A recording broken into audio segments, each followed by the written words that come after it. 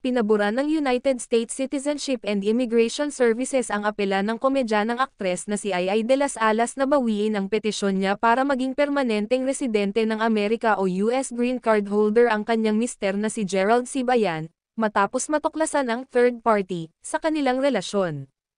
Automatiko umanong binawi ng USCIS noong ika-8 ng Enero taong 2025 ang petition for alien relative na inihain ni Ai para kay Gerald noong ika-15 ng Hulyo taong 2021. Opisyal namang kinumpirma ng USCIS ang revocation nito lamang ika-17 ng Marso taong 2025 at malinaw umanong nakasaad sa desisyon na walang maaaring apela sa pagbawi ng petisyon.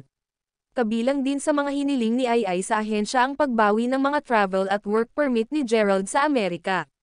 Sa kabila ng naunang pahayag ng aktres noong Nobyembre taong 2024 na hindi niya ipapa-revoke ang petisyon kahit naghiwalay na sila, nagbago umano ang kanyang desisyon matapos malaman ang pagkakaroon ng third party. Sa ngayon, wala pang pahayag si Gerald kaugnay ng pagbawi ng petisyon ni Ai.